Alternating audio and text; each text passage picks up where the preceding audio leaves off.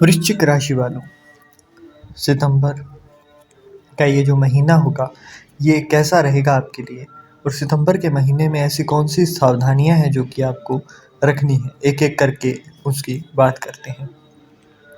सितंबर के महीने में सामने आपके एक चंद्र कुंडली दिखाई दे रही है।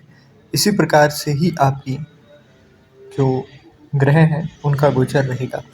मंगल यहाँ पर जो कि राशि के स्वामी हैं वो आपके 11वें भाव में, लाभ भाव में दिखाई दे रहे हैं। 14 सितंबर तक मंगल आपके 11वें भाव में ही रहेंगे, मतलब यहाँ पर आपके लिए लाभ का समय है। परंतु 14 सितंबर से मंगल तुला राशि में आएंगे 12वें भाव में। इसके बाद आपके इम्यूनिटी में थोड़ा सी कमी आते हुए दिखाई देगी, कोई डिजीज आपको घेरते हुए दिखाई देगी। तो सितंबर के महीने में खासकर 14 सितंबर के बाद आपको अपनी हेल्थ का थोड़ा सा अच्छे से ख्याल रखना पड़ेगा, क्योंकि अगर आप ऐसा नहीं करते हो तो यहाँ पर जब भी लग्न भाव का स्वामी 12वें भाव में आता है तो इसका असर होता है आपकी इम्यूनिटी के ऊपर, आपकी हेल्थ के ऊपर। हेल्थ के अंदर कमी आना, बीपी और यहाँ पर मेंटल पीस का थोड़ा सा कमी होना, उस तरीके की स्टमक से रिलेटेड कोई दिक्कत होना, लीवर की दिक्कत होना यहाँ पर देखने को मिल सकता है। तो ये चीज़ें आपको ध्यान में रखनी होगी। बाहर का खाने से परहेज़ करें, थोड़ा बहुत डेली लाइफ के अंदर आपके वर्कआउट ऐड करें। सबसे बड़ी सावधानी यहाँ पर यही है कि हेल्थ रिलेटेड इश्यूज़ जो है वो आपको 14 सितंबर के बाद देखने को मिल सकते हैं, तो ये चीज़ ध्यान में रखिएगा। वहीं आपके जहाँ से हम जॉब देखते हैं, छठा भाव रोग रिपु ऋण, है ना, उसका भी स्वामी जो है मंगल ही है और मंगल 12वें भाव में है। तो इस समय में फालतू की बहस करने से बचें। जहाँ तक हो सके किसी पर भी प्रतिक्रिया ना करें, किसी भी बात को लेकर झगड़ा ना करें, इस चीज़ से बचें। और कार्य स्थल जो है आपका, वहाँ पर भी किसी से झगड़ा या फिर किसी से बहस करने से, फालतू की पॉलिटिक्स करने से बचें। कोई भी आपको हेल्थ इश्यूज़ अगर दिखाई दें तो उनको इग्नोर ना करें, उनको सीरियसली लें और उसके ऊपर काम भी करें, है ना। जल्दी से जाकर मतलब चेकअप वगैरह करवाएं, उसके अंदर बिल्कुल भी लापरवाही ना बरतें। वहीं राहु जो है वो आपके 4th हाउस के अंदर है और इसी 4th हाउस के अंदर ही शनिदेव जो कि 13 जुलाई से वक्री हैं, वो यहाँ पर 4th हाउस के अंदर होते ही वैसा रिजल्ट देते हुए दिखाई दे रहे हैं। इसके चक्कर में क्या होगा कि आपकी जो मानसिक शांति है वो बहुत ज़्यादा नहीं होगी। आपकी बार बार मेंटल पीस गायब होती हुई दिखाई देगी। आपको यहाँ पर ना लाइफ के अंदर अकेलापन महसूस होगा। जैसे ही मतलब शनिदेव का समय शुरू होता है हर दिन सनसेट हुआ उसके बाद का, तो अगर ऐसा होता है तो आपको करना क्या है, आपको छत के ऊपर या फिर खुले आसमान के नीचे बैठकर चंद्रमा से बात करनी है। 4th हाउस चंद्रमा का होता है। अब आप अगर ऐसी जगह पर रह रहे हो जहाँ पर ये चीज़ पॉसिबल नहीं है, तो ऐसे में आप क्या करोगे, ऐसे में आपको अपनी माता के पैर दबाना, माता की सेवा करना। अब माता अगर नहीं है तो माता की धारण की हुई कोई भी चांदी की वस्तु अपने पास रखना शुरू कीजिए। ये आपको दो तरीके से फ़ायदा देगी। एक तो 4th हाउस के अंदर जब भी अ, शनिदेव का प्रभाव होता है तो यहाँ पर मकान बनाने की, वाहन लाने की, इन चीज़ों के अंदर आपको एक अच्छी सुविधा मिलती है, एक अच्छा सपोर्ट मिलता है शनिदेव का। तो अगर आपकी भी इच्छा है कि आप मकान बनाएँ, आप कोई वाहन लें, तो यहाँ पर शनिदेव आपको वो चीज़ स्टेबल देंगे। मतलब आपने अगर एक बार ली, चाहे लोन पर ली, चाहे किस्त पर ली, कुछ भी ली, परंतु वो चीज़ आपके हाथ से नहीं जाएगी, वो कोई छीन नहीं पाएगा। तो ऐसे में ना आपको यही सा काम जो है वो सबसे पहले करना है कि एक तो चंद्रमा की सपोर्ट हमें लेनी है। अब आपके पास अगर ये चांदी भी नहीं है तो भी आपके घर के आसपास या फिर कहीं कोई कुआँ मिल जाए, जो कि पुराना कुआँ हो, उसके अंदर जल हो या ना हो, वो चीज़ मैटर नहीं करेगी। हल्का सा आपने कच्चा दूध लेना है, कच्चे दूध के अंदर हल्की सी मिश्री या फिर चीनी आपको डालनी है। उसके बाद में इसे ले जाकर कुएँ के अंदर डाल देना है और डेली डालना है इसे 43 डेज़ तक। इससे आपको अभी के टाइम पर अच्छा फ़ायदा मिलेगा। क्यों कह रहा हूँ मैं ऐसा? क्योंकि यहाँ पर जुपिटर का जो है ना असर, वो भी आपके 4th हाउस के ऊपर है और जुपिटर ने अभी-अभी ही नक्षत्र अपना चेंज किया है। तो इसलिए आपको यहाँ पर ख़ास तौर पर फ़ायदा होते हुए दिखाई देगा। और ये वो समय है जब आपका जो ग्रह गोचर है वो भी आपका साथ देता हुआ यहाँ पर दिखाई दे रहा है। तो ये समय अगर आप अच्छे से यूटिलाइज़ कर लेते हो तो वो चीज़ आपको बहुत अच्छी रहेगी। अपनी माता और माता से जुड़े हुए संबंधियों से थोड़ा-सा अच्छे से व्यवहार करें, उनके साथ थोड़ा-सा मतलब मान-सम्मान उनका रखें, उनको ठेस ना पहुँचाएँ, ये चीज़ आपको ध्यान में रखनी है। अगली बात, यहाँ पर राहु 4th हाउस के अंदर है, तो टॉयलेट, सीढ़ियाँ और छत का कोई भी रिकंस्ट्रक्शन से जुड़ा हुआ काम करवाने में एक बार आप टाल ही दीजिए, क्योंकि फोर्थ हाउस के अंदर राहु तब तक नहीं करता है जब तक आप खुद से राहु को छेड़ते नहीं हो।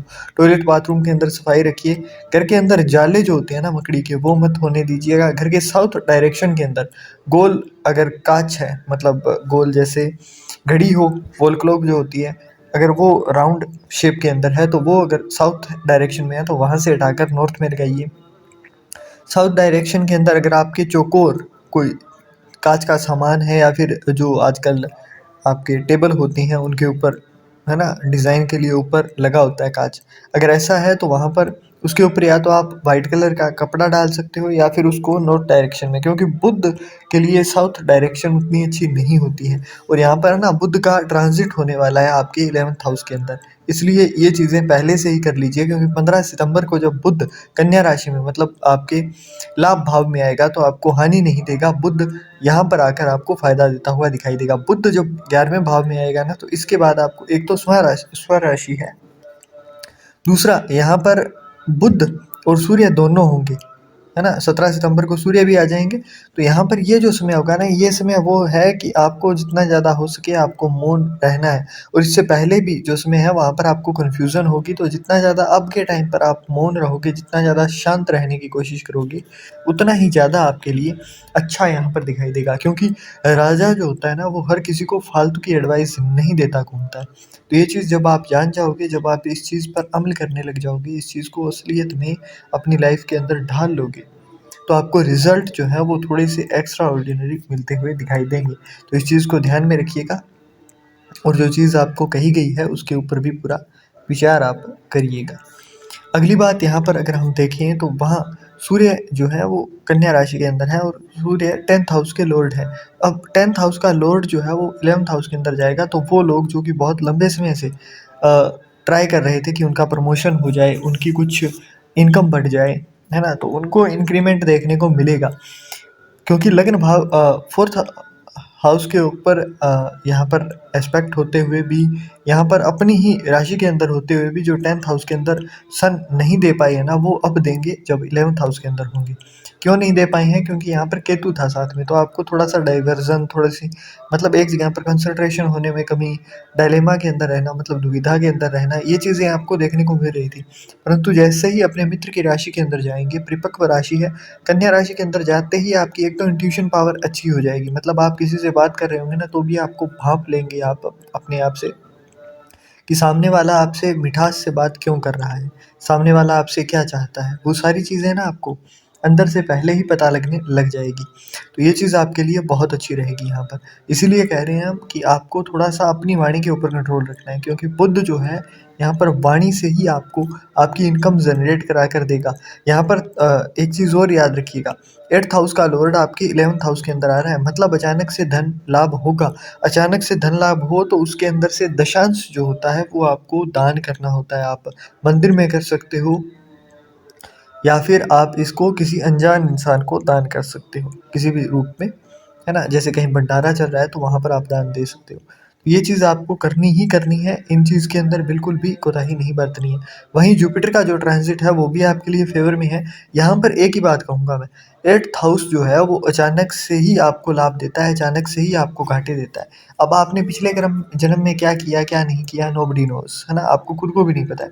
तो उसके चक्कर में अगर आपके नुकसान हो रहे हैं तो वो हमारे हाथ में नहीं है, परंतु ऐसा क्या किया जाए जिससे ये नुकसान आपके रुक जाएँ और आपकी थोड़ा एक अच्छे हाल के अंदर आपकी लाइफ ट्रांसफॉर्मेशन देखें। अब इसके लिए आप 2 चीज़ें कर सकते हो। एक तो 8th हाउस जो होता है वो डीप स्टडी का होता है। अब जो लोग क्रिप्टो के अंदर, स्टॉक मार्केट के अंदर या फिर कहीं पैसा डालते हैं, तो वहाँ पर थोड़ी-सी रिसर्च करना शुरू कीजिए।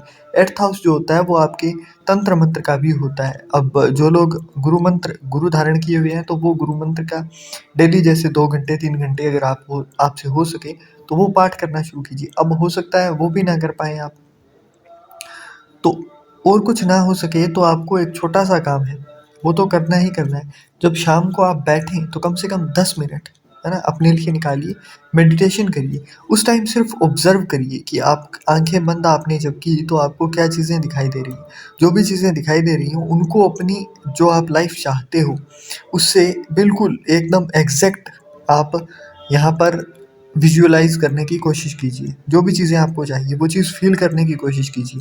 ये वाला जो समय है ना, अब से लेकर 13 अगस्त से लेकर 15 जून तक का, ये वाला समय आपकी मैनिफेस्टेशन की जो पावर होती है वो इंक्रीज़ होती हुई दिखाई देगी। क्योंकि यहाँ पर आपके ख़ास तौर पर है ना, आपके अभी के टाइम पर 15 सितंबर से इस फ़ेवर में आना शुरू हो गई है चीज़ें। तो अब आपके हाथ में है चीज़ें। तो आपको मैनिफेस्टेशन करनी है यहाँ पर। अगर आप पहले से कर रहे हो तो बहुत अच्छा है, अगर नहीं कर रहे हो तो अभी के टाइम पर जैसे मैंने बताया उस तरीके से सिर्फ़ आपको शाम के टाइम पर इसलिए बोला जा रहा है क्योंकि शनिदेव हैं यहाँ पर, तो शनिदेव का जो समय होता है उसके अंदर ही आपको ये चीज़ें प्रैक्टिस करनी है। वो आपको फ़ायदा एक अलग लेवल का देती हुई दिखाई देंगी। एक और चीज़ जो हम यहाँ पर आपको कहना चाहेंगे कि आपके 5th एस्पेक्ट जो है वो 12th हाउस के ऊपर है जुपिटर की। 5th एस्पेक्ट 12th हाउस के ऊपर होने से मेरा मतलब है कि अब अगर आप विदेश जाना चाहते थे, विदेश भ्रमण करने की आपकी इच्छा थी या फिर विदेश में जाकर सेटल होने की इच्छा थी, तो वो चीज़ अब आपकी परिपक्व होती हुई दिखाई देगी, वो चीज़ आपको एक अच्छा फल देती हुई दिखाई देगी। तो ये वाला समय आपके लिए आ चुका है जब आपको आपके जो इच्छा है वो आपकी पूरी होती हुई आपको इस मामले में दिखाई देंगी। परंतु एक चीज़ का ध्यान रखना है, यहाँ पर आपके खर्चे को आपने बहुत ज़्यादा कंट्रोल में करने की कोशिश नहीं करनी है क्योंकि यहाँ पर एस्पेक्ट जो है वो आपके उसी हाउस के ऊपर है। तो बहुत ज़्यादा खर्चे को कंट्रोल में नहीं करेंगे। और 7th एस्पेक्ट जो है इनका 2nd हाउस के ऊपर है, तो धन लाभ का जो योग है वो और भी ज़्यादा प्रबल होता हुआ हमें यहाँ पर दिखाई देता है। तो इस प्रबल योग को हमें किसी भी तरीके से अपने हाथ से अपनी किसी गलती की वजह से नहीं जाने देना है। इसके लिए जो चीज़ें आपको बताई जा रही हैं उनको अच्छे से आपने उपाय में लाना है ताकि आपको एक अच्छा लाभ मिलता हुआ दिखाई दे सके, है ना? और इसके आगे अगर हम बात करें यहाँ पर, तो 9th एस्पेक्ट जो कि मैंने शुरू में कहा था, अब क्या है ना कि 9th एस्पेक्ट आपके राहु और शनिदेव दोनों के ऊपर है। और अब तक देवगुरु बृहस्पति का उतना अच्छा असर इसलिए नहीं हो रहा था क्योंकि देवगुरु बृहस्पति खुद ही आद्रा नक्षत्र में थे, राहु के नक्षत्र में। अब मान लीजिए आप पढ़ने बैठ रहे हो और आपको पढ़ने ही उस जगह बिठा दिया जाए जहाँ पर इधर-उधर पूरा शोर-शराबा है, कोई किसी के साथ गाली-गलौज कर रहा है, बदबू आ रही है वहाँ पर, है ना? तो ऐसे हाल में आप नहीं पढ़ पाओगे। उसी तरीके से ही जब देवगुरु बृहस्पति को उनकी अच्छी एक संगत नहीं दिखाई दे रही थी, उसी की ही वजह से आपको वो लेवल इनकी इफ़ेक्टिवनेस का नहीं मिल रहा था। वो कृपा आपको नहीं मिल पा रही थी। वो कृपा जो मिसिंग थी ना अभी तक, वो कृपा अब मिलनी शुरू हो जाएगी आपको। और ये जो समय होगा इसके अंदर आपके ऊपर गुरु कृपा भी मिलेगी। मतलब आपको यहाँ पर ना किसी का सहारा मिलता हुआ दिखाई देगा एक गुरु के तौर पर। वो हो सकते हैं आपके पिता हों, वो हो सकते हैं आपके बॉस हों। तो वो गुरु कृपा जो है उसका मज़ाक नहीं उड़ाना है। मतलब आपको एक केयरफुली उस चीज़ को आगे लेकर चलना है क्योंकि ये गुरु कृपा हर किसी पर नहीं होती है और एक छोटा-सा मौका है। इस समय पर आपके ऊपर ये जो गुरु कृपा होने वाली है, इसको आपने किसी भी तरीके से हाथ से नहीं जाने देना है। ये मौका आपके लिए एक अच्छा मौका बनकर आया है और यहाँ पर ना आपके सीनियर्स जो है वो भी आपकी हेल्प करते हुए दिखाई देंगे। तो ये 2 चीज़ें आपको ख़ास तौर पर ध्यान में रखनी ही रखनी है। वहीं शुक्र जो है वो आपके 9th हाउस के अंदर है और शुक्र आपके 9th हाउस के अंदर रहेंगे 15 सितंबर तक। शुक्र 15 सितंबर के बाद जो है आपके सिंह राशि के अंदर मतलब पंचम भाव में आ जाएंगे। अब तक जब तक शुक्र सिंह राशि कर्क राशि के अंदर है तब तक आपको बहुत ज़्यादा अच्छा रिजल्ट नहीं दे रही हैं, है ना? परंतु शुक्र जैसे ही केतु के साथ आ जाएंगे, अब केतु और शुक्र एक तरीके से आपकी ज़ुबान को सिद्ध करते हुए दिखाई देते हैं। मतलब आप जो बोलोगे ना वो चीज़ें सत्य होती हैं। तो मैनिफेस्टेशन आपकी यहाँ पर भी वर्क करेगी। अब आपको कहना क्या नहीं है, एक तो ना कुछ लोग नेगेटिविटी से भरी हुई चीज़ें कह देते हैं जैसे कि मेरी किस्मत में ये है, मेरे साथ कुछ अच्छा नहीं होता है। ये चीज़ें आपको यूज़ नहीं करनी है। आपने पॉजिटिव ही बोलने की कोशिश करनी है जब भी बोलेंगे आप, जब भी अपने शब्दों का प्रयोग करेंगे आपको सिर्फ़ पॉजिटिव ही बोलना है अपने बारे में और किसी और के बारे में बोलेंगे तो भी पॉजिटिवली ही उस चीज़ को हैंडल करना शुरू करना है। वो आपको ज़्यादा असर भी देगा और जल्दी से आपके ऊपर इसका पॉजिटिव असर होता हुआ भी आपको दिखाई दे जाएगा। इन चीज़ों का ध्यान रखना है। शुक्र जब 9th हाउस के अंदर होता है ना तो यहाँ पर बहुत ज़्यादा अच्छा रिज़ल्ट नहीं दे पाता है चाह कर भी। तो इसीलिए मैंने कहा कि आपको अभी तक असर नहीं मिल रहा था परंतु अब ये जो सितंबर का महीना है है ना? वो आपको थोड़ा-सा और पुश देता हुआ दिखाई देगा। अगस्त के महीने से ही आपको एक अच्छे लेवल पर लाने की कोशिश की गई है, परंतु अब जैसे ही सितंबर का महीना शुरू हुआ, यहाँ पर 15 सितंबर के बाद अलग-अलग प्लैनेट्स आपके ग्रह गोचर उस हिसाब से बन रहे हैं कि आपकी पूरी कायनात ही अब आपको आपकी इच्छाओं को पूरा कराने के अंदर हेल्प करती हुई दिखाई देंगी। तो इसके अंदर ये जो 5 सावधानियाँ बताई हैं वो तो रखनी ही हैं। अब बात करते हैं कुछ उपायों की। तो उपाय के नाम पर कुछ उपाय मैंने साथ-साथ बताए, कुछ अब बता रहा हूँ। 8th हाउस के अंदर आपके जुपिटर हैं, इसका साथ लेने के लिए आपको फ़ोरहेड के ऊपर केसर का या फिर आप हल्दी का तिलक लगा सकते हो। ब्लैक डॉग को आपको डेली भोजन करवाना है। 8th हाउस जो होता है ना, यहाँ पर आप कृपा लेनी है तो 12 नंबर की राशि 5th हाउस के अंदर है आपके, चंद्र कुंडली के अंदर। पितृ जो आपका पक्ष है वो अभी शुरू होगा भाद्रपद की पूर्णिमा के बाद, है ना? तो यहाँ पर आपको करना क्या है? आपको गऊ, कुत्ते, कौवे और चींटियों को डेली फीड करना शुरू करना है और छत के ऊपर आपने कौवों के लिए कुछ भी भोजन रखना है तो उसके अंदर मिष्ठान अवश्य रखिएगा, है ना? और उसको भी पानी के साथ में और अच्छे तरीके से आपको रखना है छत के ऊपर, सीधा ज़मीन पर नहीं रखा जाता है। किसी भी आसन के ऊपर आपने भोजन का पात्र रखना है, उसके बाद में इसको रखना है, ताकि आपको पितरों का भी आशीर्वाद मिले क्योंकि 5th हाउस जो होता है वो आपके पितृ जो होते हैं उनकी कृपा को दिखाता है। तो 5th हाउस का एक्टिवेशन ऐसे हो जाएगा और 4th हाउस का जो आपको पहले बताया चंद्रमा से बात करने का, वहाँ से हो जाएगा। तो जैसे ही इन दोनों चीज़ों का मिलन होगा 8th हाउस के अंदर, तो वो आपको अचानक लाभ करवाता हुआ दिखाई देगा। तो ये चीज़ आपको ध्यान में रखनी है, ये वाले मौके हर बार नहीं मिलते हैं। तो ये जो मौका आपको मिला है ये हाथ से नहीं जाने देना है, बिल्कुल भी इस चीज़ को हाथ से नहीं जाने देना है। और पास्ट का रिग्रेट जो है वो बार-बार अपने आप को नहीं देना है, मतलब पास्ट के अंदर जो भी हुआ है उससे बाहर निकलने की कोशिश कीजिए। Try to live in present. बस इतना ही कहूँगा, यहाँ पर अपनी वाणी को विराम देते हैं।